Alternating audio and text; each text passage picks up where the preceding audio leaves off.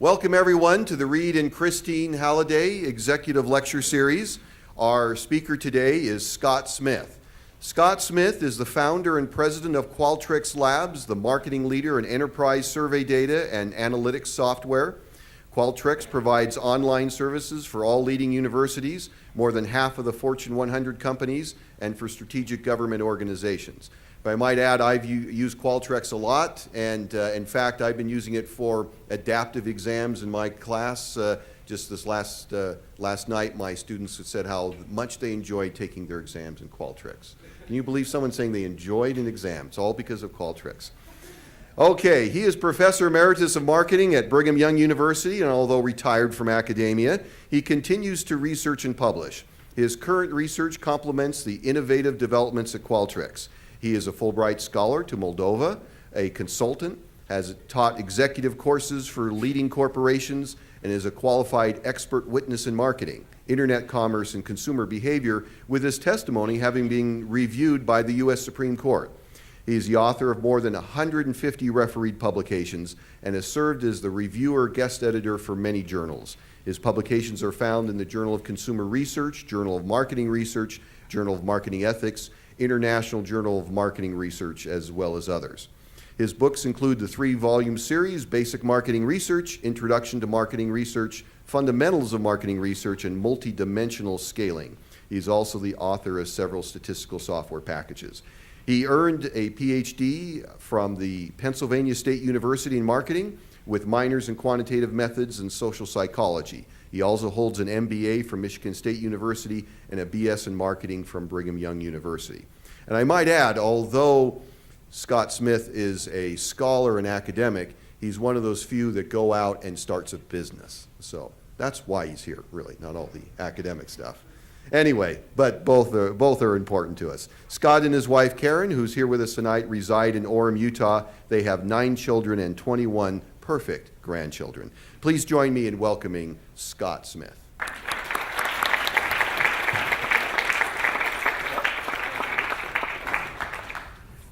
It's good to be with you today.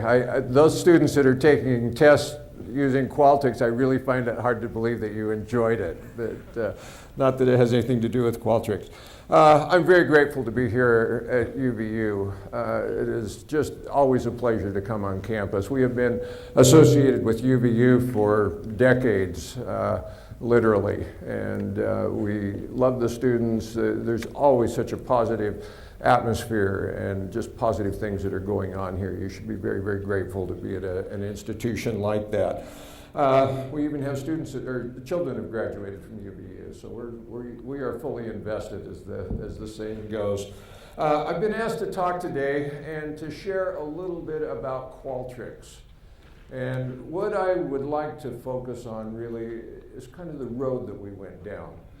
The road of being in entrepreneurship is always a bumpy one. It's a road that has a lot of ruts and boulders in it, and I'd like to share some things that will hopefully, if you have the opportunity to be an entrepreneur or take that opportunity, that you will maybe not hit the same boulders that we did, or all of them. So that's kind of the objective today.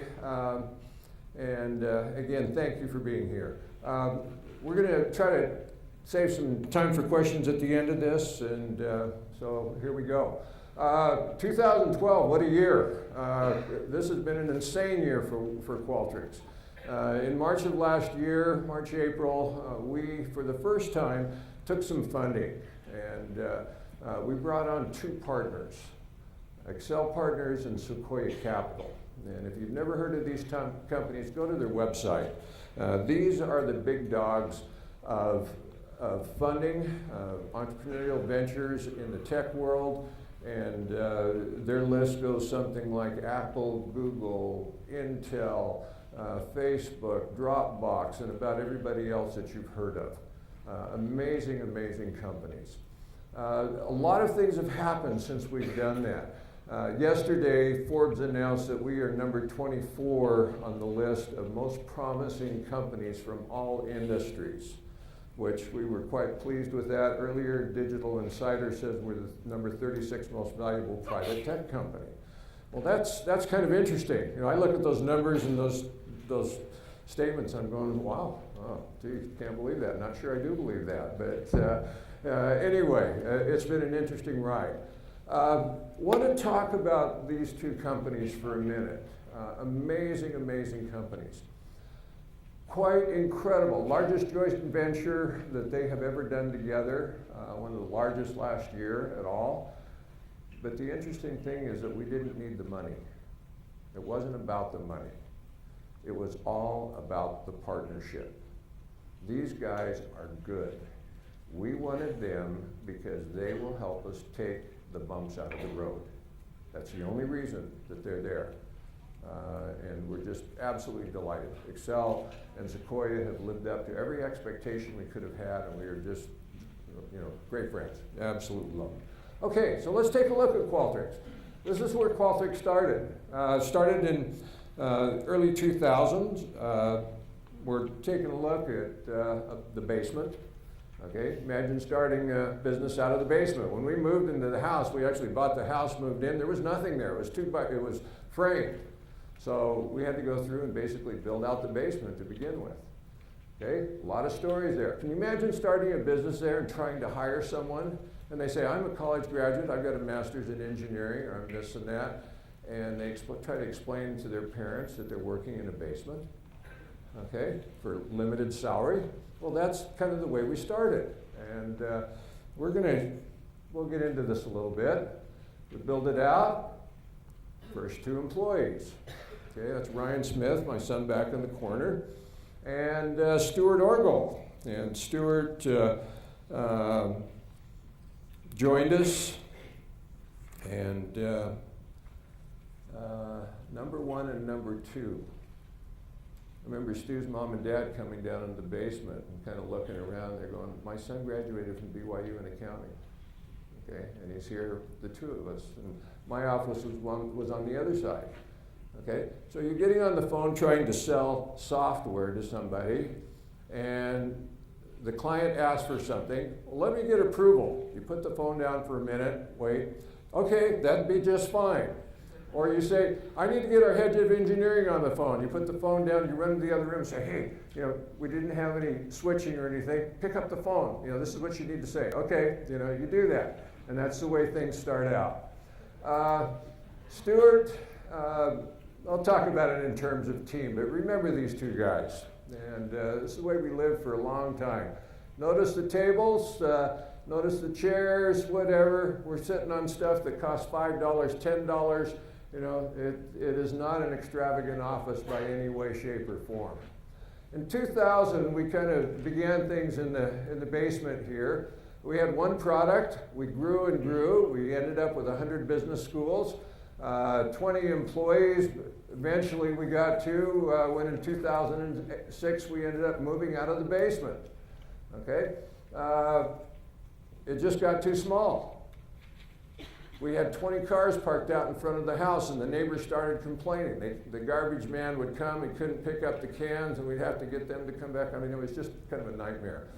So, in 2007, we ended up leasing 3,500 square feet, and we worked and worked. In the next couple of years, we ended up getting 250 business schools. We had about 10,000 users that were using the product. We found that we were bundled in about 17 techs, market research techs. We had about 50 employees at that time, and we ended up taking the other half of the floor and then the next floor up, and we grew and grew. We got to 450 business schools.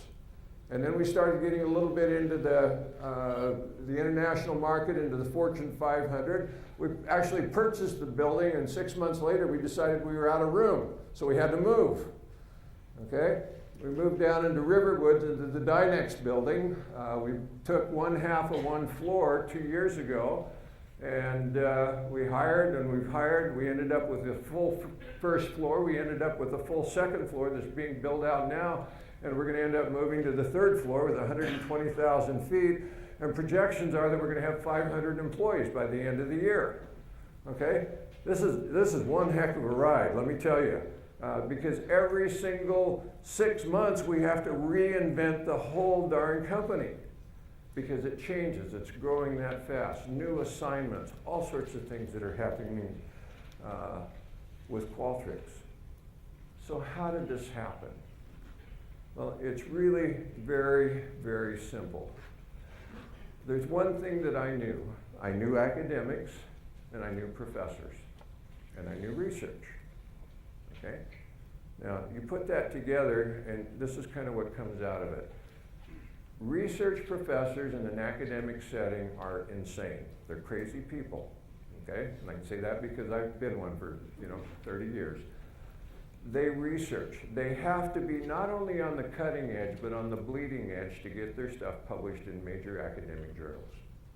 They want things in a research tool that are just unimaginable. They want timing, they want logic, they want things that just push the development of a tool like Qualtrics has. And I knew that if we could satisfy them, we could satisfy virtually any major corporation that was out there. Ryan would come to me and we would be selling. We were in the basement and he would say, "Dad," we call each other Scott and Ryan because we're clients all the time, but it's, "Dad, we gotta have money. I need money. Look at what the competition is doing.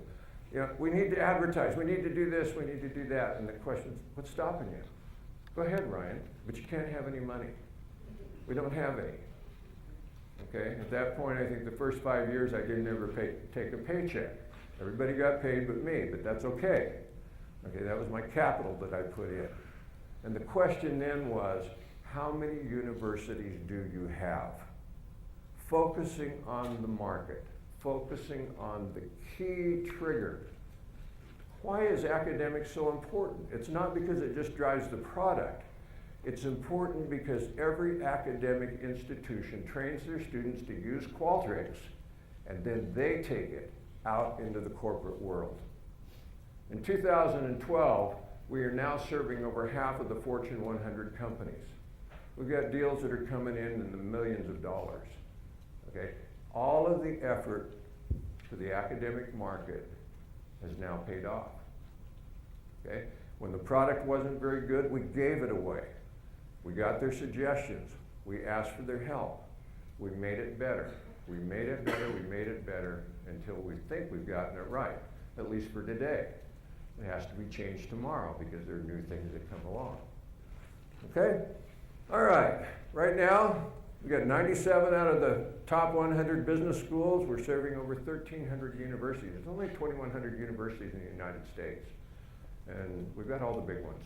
So from here, it's kind of going down. We brand the product. So ABC, Boeing, and so forth, they have their own Qualtrics site. There are over 5,000 sites that are being hosted right now for major corporations. Okay? Really pleased with that. Okay, how did all this stuff happen?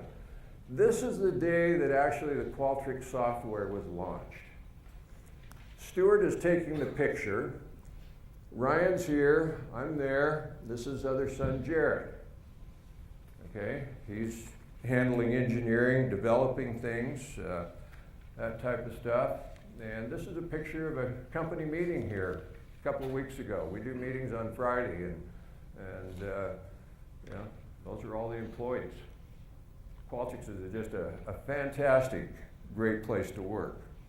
How do you get from A to B? Well, I'm going to share with you some gotchas and gotta haves.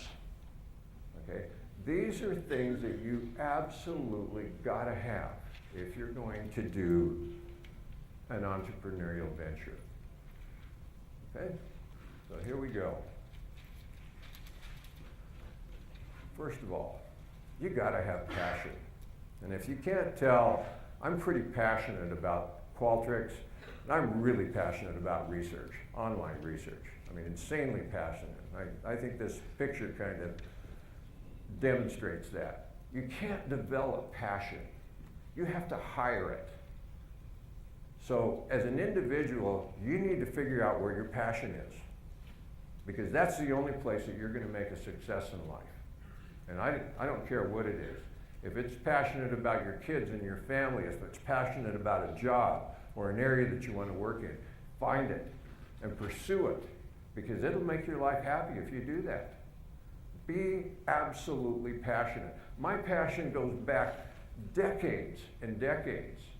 In 1970, okay, I took a marketing research class. I was sitting in your seat, and I had to do a research project, and I had a survey that we put together, and something clicked.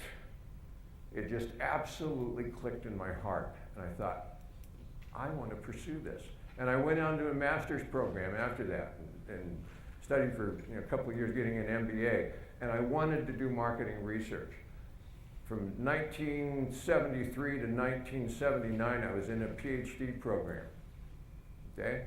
Wanted to do research. I learned the tools of a trade, okay? Came out of there and went to University of Oregon, BYU.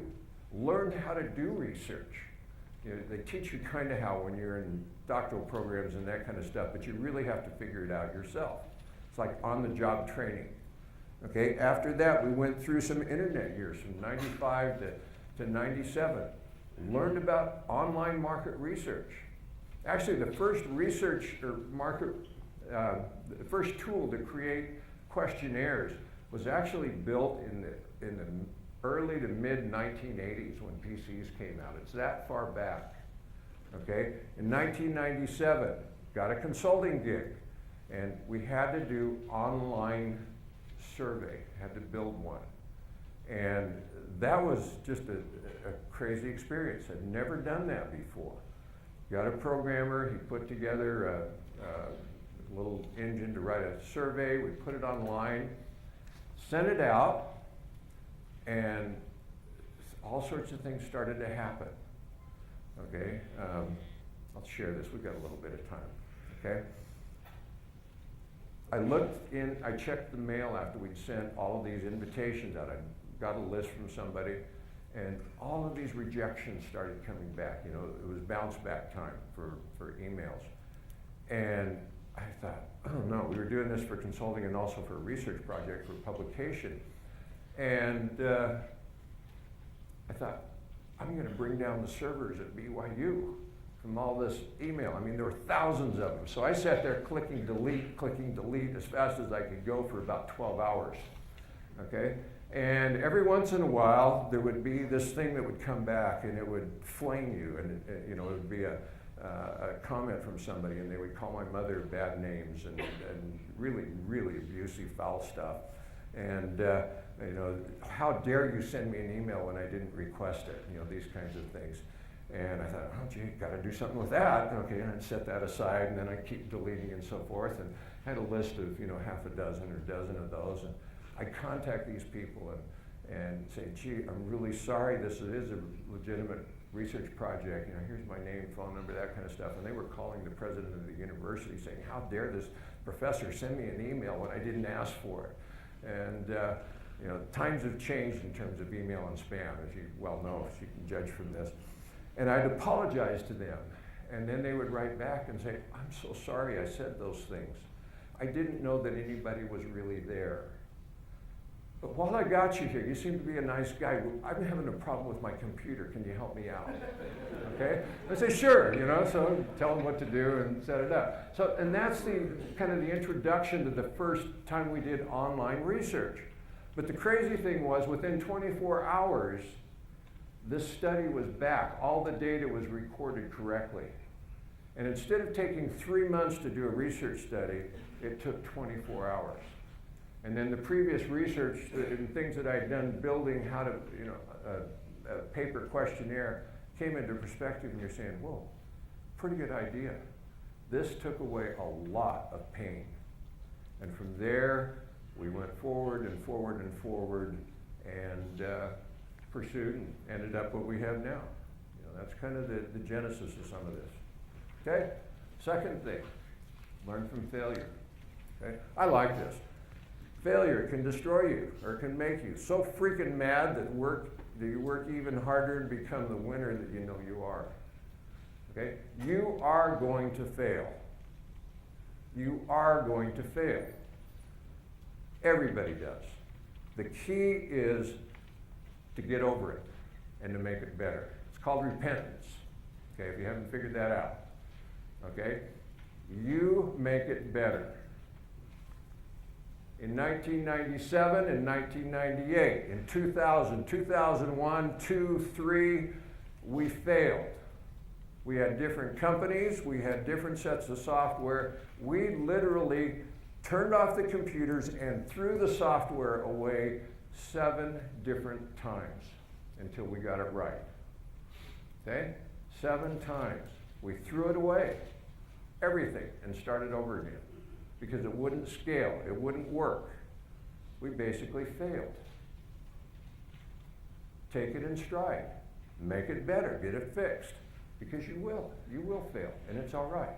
Don't be afraid of it. Learn from it, absolutely learn from it. Okay? Number 3, keep your ownership. Never, never, never give it up. Okay? That sounds really strange, but people come up with ideas and they say, oh gee, I'm going to run out and get somebody to fund it.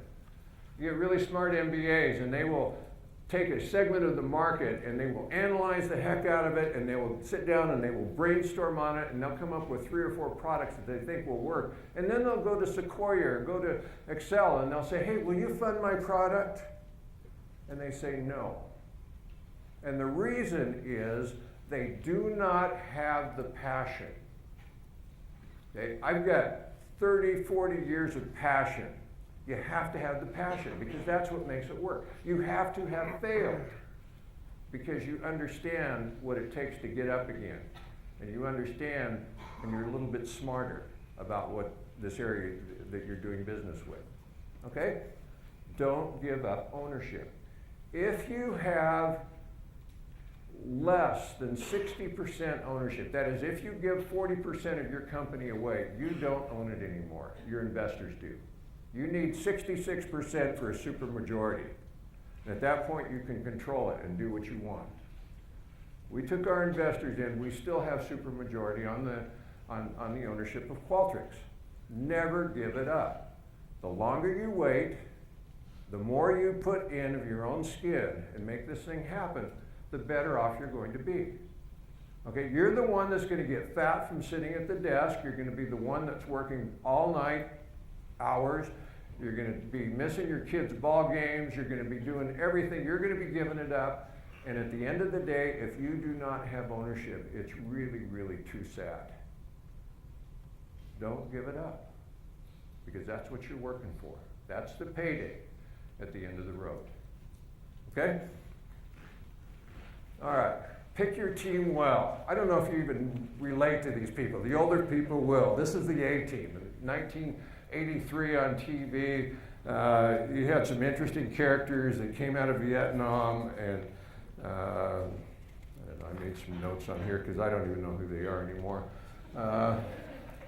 But they were a very strategic team. You've got the colonel in the center that's the strategist. You've got the face up here that is the con artist. You've got the pilot that's legally insane. It's kind of a nutcase. And you've got the mechanic and the strong man over there. Well, you need to have a team like that. We have 4 guys on our team. Myself, I've got, I guess, the passion and the knowledge of marketing research and of data collection and so forth. We've got Ryan. Ryan is a motivator. I guess if I had to describe him, he is the motivator. He can sell anything, okay? In the early days, he'd get on the phone, he'd sell something, he'd come in my office, and he'd just go, I'm gonna go to hell for what I just did, okay?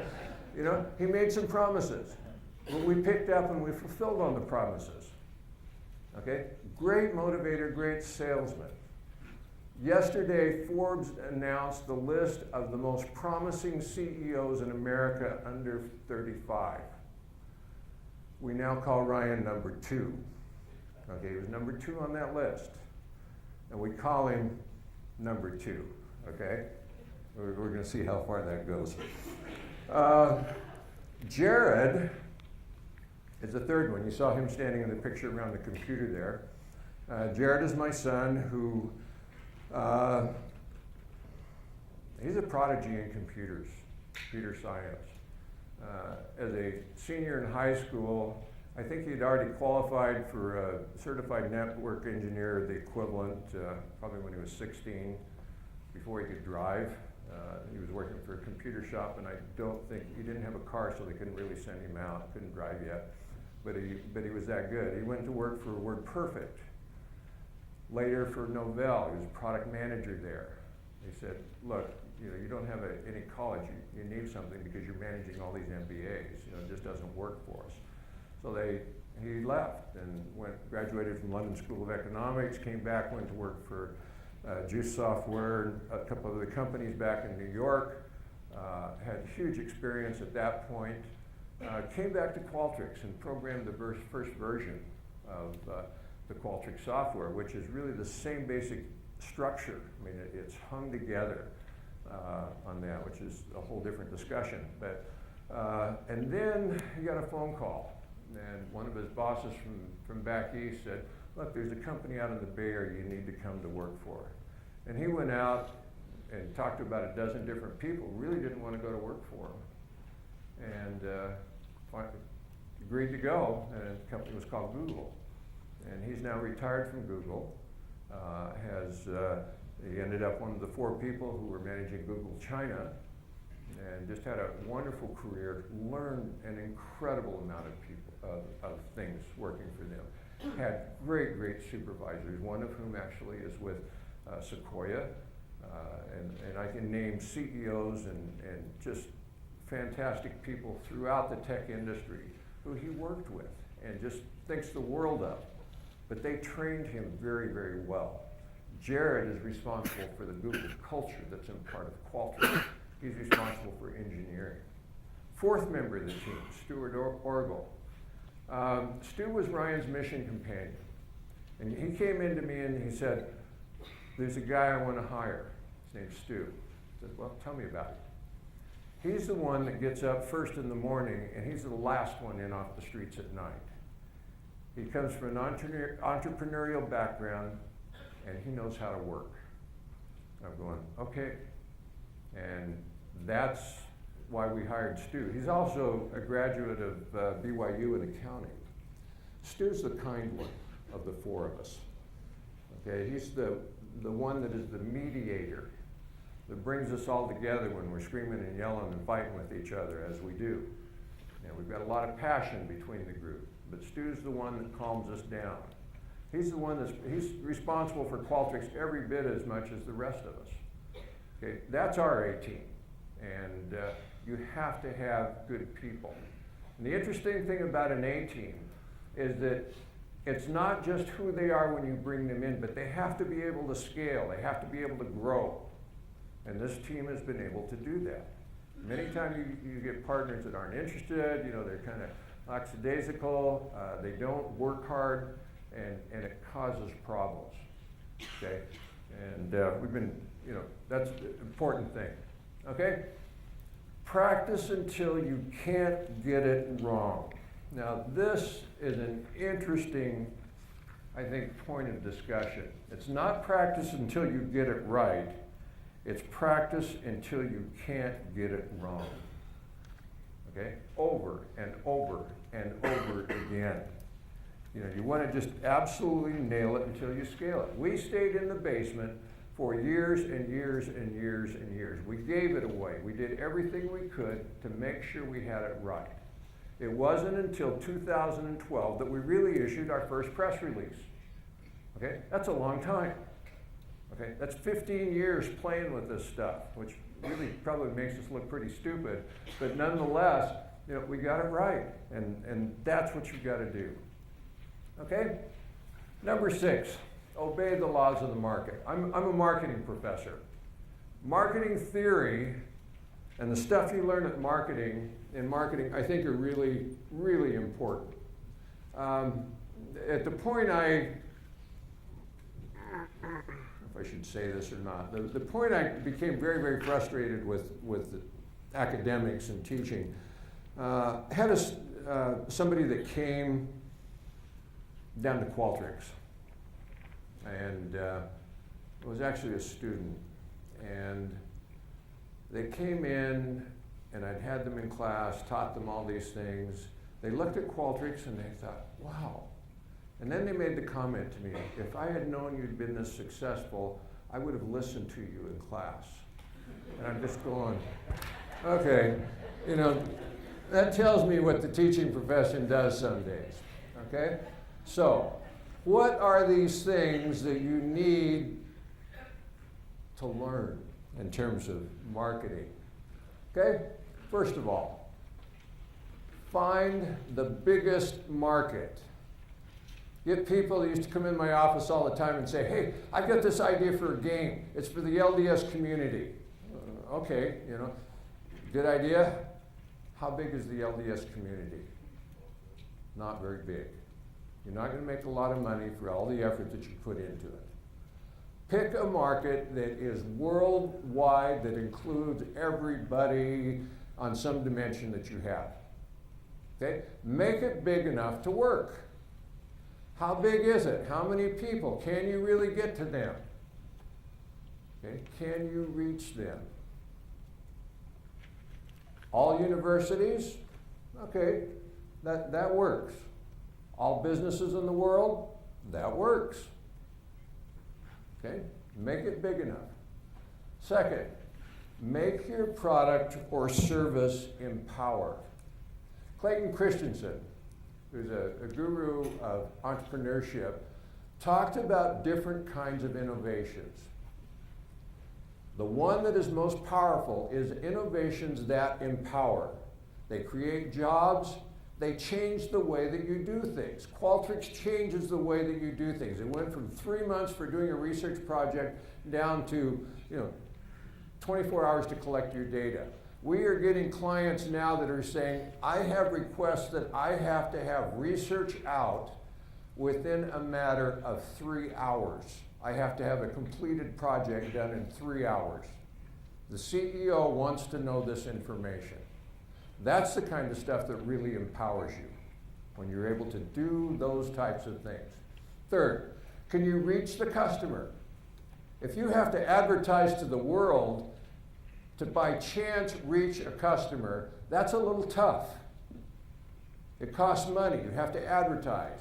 You have to do all sorts of gyrations to get your word out there. We're reaching university professors. What that means is that you get on the internet, you go to XYZ University, you look at the department, and you look at a list of who's teaching market research classes. How hard is that? And plus it gives you their phone number and email address. Okay? You have direct contact with them. That's how you build the basic business. If you can do that, I mean, this almost sounds like a magic formula that just fell into place. Well, it did. Okay, we picked the right market and we had the ability to reach them. Okay, like to say that many feet help you to sell your products. You have to have something. Remember, you can't do this yourself. It's too much for you to do if you're an entrepreneur. So can you hire people that will allow you or help you to sell the product? Think pest control. Think alarm systems. What do? They train them. They send them out. They make lots of sales and lots of money. If you're an entrepreneur, you need to make some sales and money to make it profitable. Can you scale it by using people? Okay, very, very important point. And the more you can scale it using people, the more revenue you're going to generate. And finally, one of the basic fundamental elements of marketing, take them through the transitions. They have to be aware of the product. Students made it aware for us, and professors. Can you demonstrate it? We get on the phone, we use GoToMeeting, we bring up, we show them how easy it is to make a survey and to get your results. You get them to purchase, and then you make sure that they are loyal customers. How do you do that? Well, customer service is important. We think it's so important that if you call in Qualtrics, you get to talk to a real person. We don't want people to go and listen through some chain of push 1, push 2, push 3, and then they get shipped off to some other country to somebody that's reading a script. It doesn't work. It doesn't work for us. Okay, so those are really the key rules, and there are lots of others. I think the one that's absolutely critical is that you do not scrimp on your attorneys and on your accountants. Okay, we did that. We got into a lot of trouble. Okay, you don't have time to take care of your books and your accounting right. Okay, you need attorneys that will put all of your documents in place so that you can get NDAs and non-competes and legal documents that secure your company. You know, that's absolutely critical. Make sure you have those. Okay? All right. So, number 7, develop a culture for success. This has been very, very difficult for me as a concept, simply because I'm old school. I'm not of this generation. Jared is the engineer that is responsible for the Qualtrics culture. Ryan is the cheerleader. Okay, you go down to Qualtrics and it's not like any company that you have ever seen. Freaked me out when we've got dance marathons going on down there with the machines. We've got shuffleboard there. We've got pool tables. We've got TVs all over. There was a Super Bowl party there on Sunday. You go there Friday night and it's a date night. Okay? There's a gym there. They bring their girlfriends. They bring their family. On Friday we have lunch. Everyone brings families, kids, all that sort of thing. We want to make Qualtrics a place that is more fun than going home. Okay? Now, it doesn't sound quite like it makes sense, but that's the goal. It needs to be an enjoyable place to work. Otherwise, you wouldn't want to be there. Okay, can I get you to click video here? Give you a little idea of some of the culture real quickly.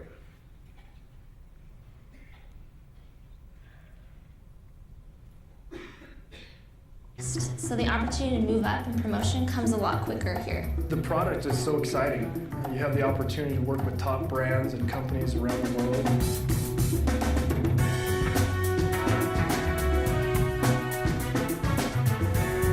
People I work with are some of my best friends. I mean, we're here to help each other out. I love my coworkers.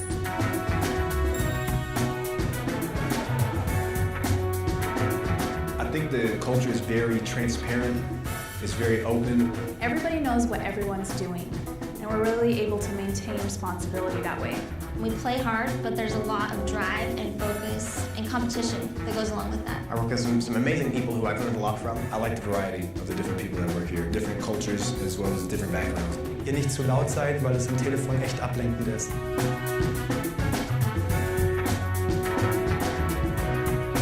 What can you say about Barnaby? Barnaby's just a member of the family, and it wouldn't be Qualtrics without him. Barnaby's a legend.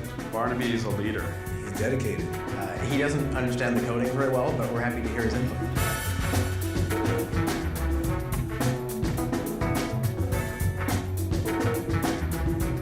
Barnaby is my de-stressor. I'm coming into the meeting with Barnaby and all of my best ideas.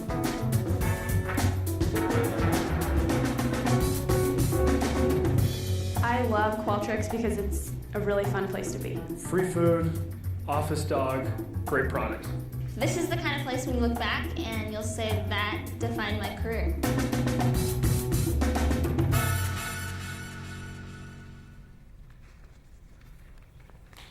Good.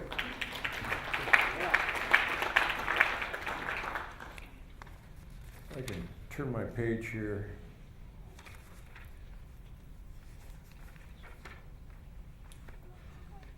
Okay. Let me add one more thing, and I know we're getting close on time, and I want to allow time for questions. And that is, what does Qualtrics look for when we look for employees? Okay? Now, the reason I want to bring this up is because it is really the model that answers the question of what kind of person should you be? Okay? Not just for Qualtrics, but what kind of a person should you develop yourself to be? All right, we look for a few basic fundamental characteristics, one of which is a demonstrated drive.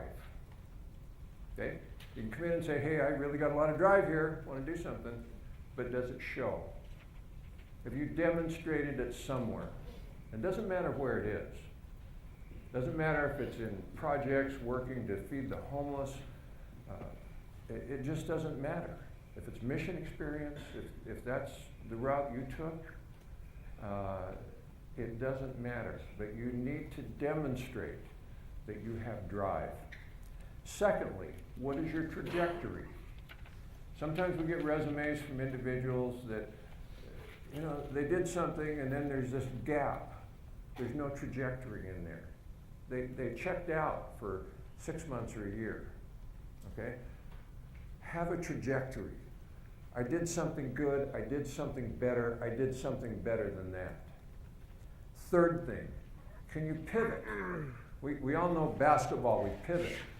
Well, in your life, you're going to end up with 5 jobs, 7 jobs, 10 jobs, because life changes nowadays. It's not the same way it was before.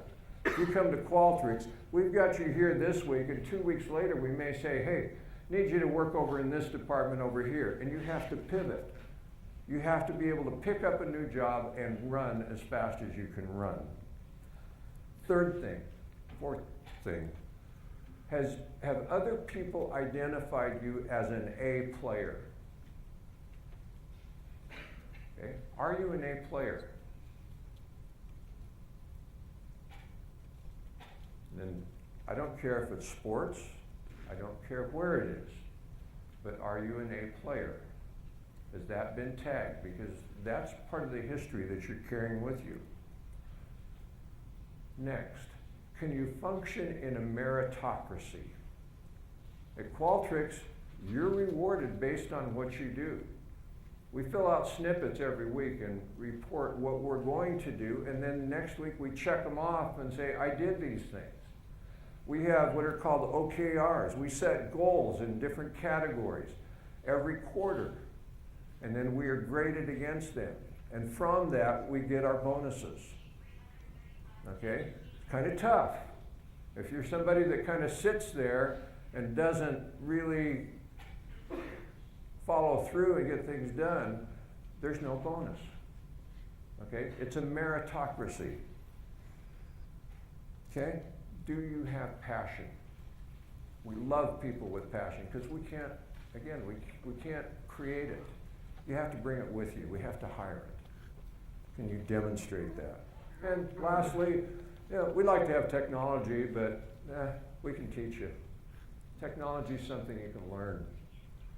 Okay, but the other things you can't. All right, that's kind of what I've got. Thank you so much. Let's answer some questions here.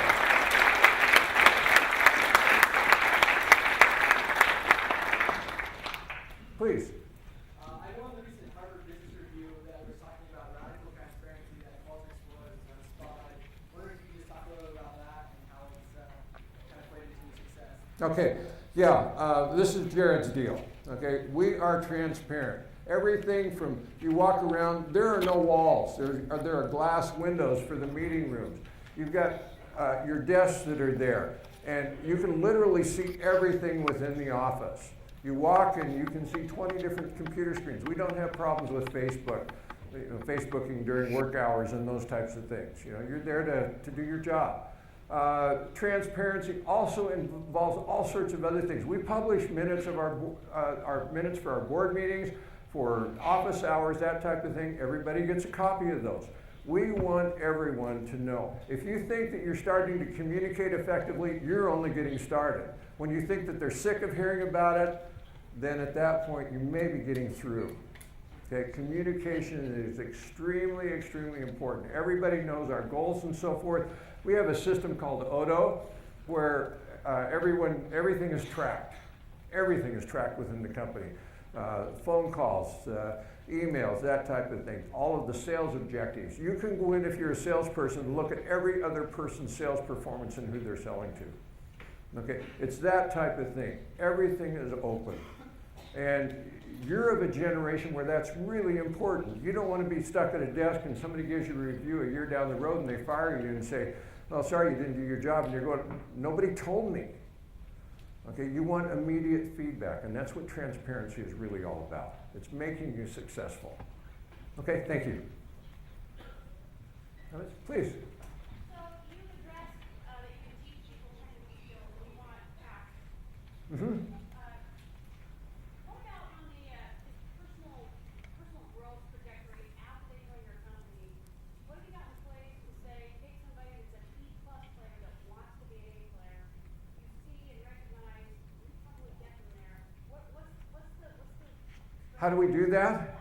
Okay. Every quarter, we set out OKRs, and there are 5 areas that you can work and develop things, and part of it's team building and so forth. They will identify sales goals, if that's appropriate, support goals, training goals, and those types of things. There's also an area in there where they can put personal improvement goals, okay?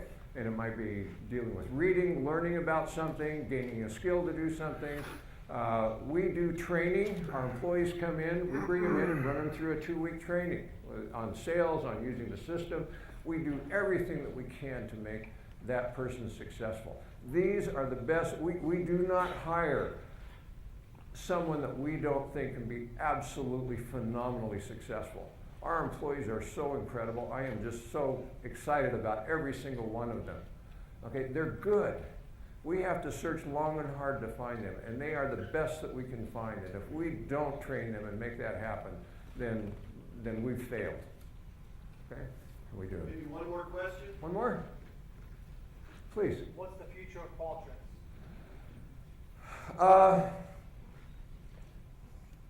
It's bright. Okay?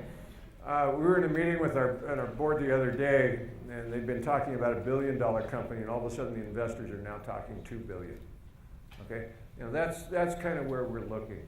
We want to grow. We've got new products. We've got new areas that we're bringing online. We're just running as absolutely as hard as we can run, everybody within the company. And as long as we can do that and still have fun and still make it a great place to be and work, you know, then we're on board to take this anywhere it goes. And you know, we're going to be $1 billion, $2 billion company. You know, we will get there. And we've got the team, and we're just excited. And yeah, it's been a rocket ride.